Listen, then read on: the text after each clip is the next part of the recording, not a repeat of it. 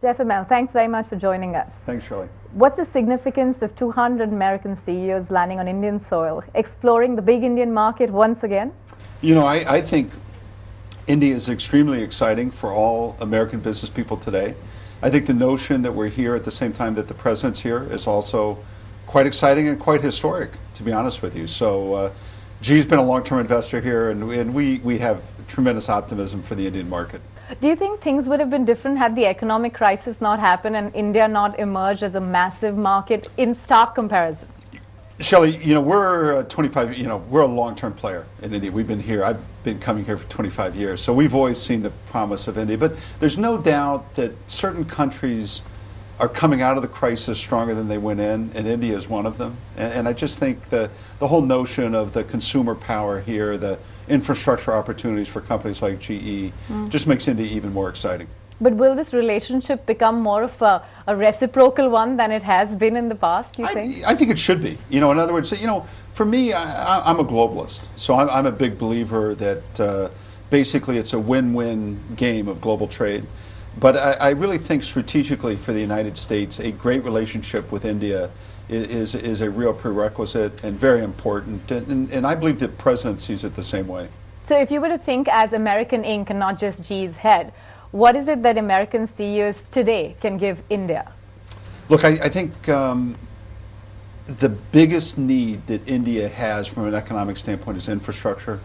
That is something that the United States and companies like GE can really invest in, both in our technology and also invest in our financing and capital markets and things like that. So I think insofar as that is the one trigger that can really sustain the growth in India, we can offer that. Beyond that, you know, we're good partners. You know, the American business people, America Inc., has been good partners to global business leaders for generations. And I think Ratan Tata, Azim Premji, people like that, I think we offer a great way to partner not just in the Indian market, but for success on a global basis. Now, GE, if many look at it, especially in the past, 3 decades, was probably one of the few companies that was at the helm of creating the concept of outsourcing, finding low-cost hubs across the world. Today, America is facing that big question mark on protectionism and why outsourcing may not be the ideal thing. How do you see these two aspects? 3 decades ago, it's something that was a game changer. It allowed companies like GE to cut costs, come down to places like India and do business. And today, we're all saying that outsourcing is a bad word.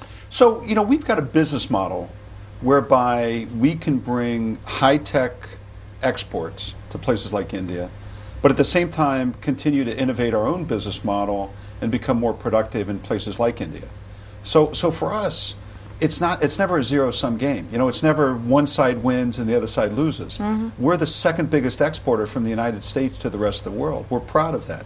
At the same time, we're always exploring new ways to be more productive, which we found in many of the activities we do in India. So I think outsourcing gets a bad name or it gets cast in a certain way, but you know what, if the President wants to double exports in the next 5 years, which I think is the right goal and one that I support and one that we want to sign up for, it's going to be companies like GE that know how to both make money in a country and make money for a country, and that's what makes a good global business. You know, in other words, we know how to make money in India for our investors, but we're also a good citizen. We know how to make money for India by investing in the people and the resources in the country. So the debate over outsourcing in many ways then is outdated because the concept of protectionism is more political than actually economic. I actually believe that, you know, anytime unemployment is almost 10%, people are afraid. People are nervous. I understand that. I expect that.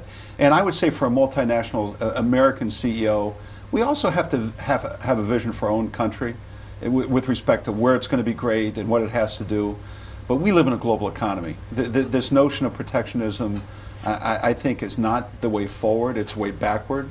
And therefore, we need to fight through that, and we need to make a better case for globalization because it's unstoppable at this point. And I personally believe it benefits both sides. Sure. So let's talk about GE in India. How are things shaping up within a year after you restructured the Indian organization and in some ways realign the goals that you wanted to achieve here? You know, what I wanted to do was be faster and more part of the Indian economy.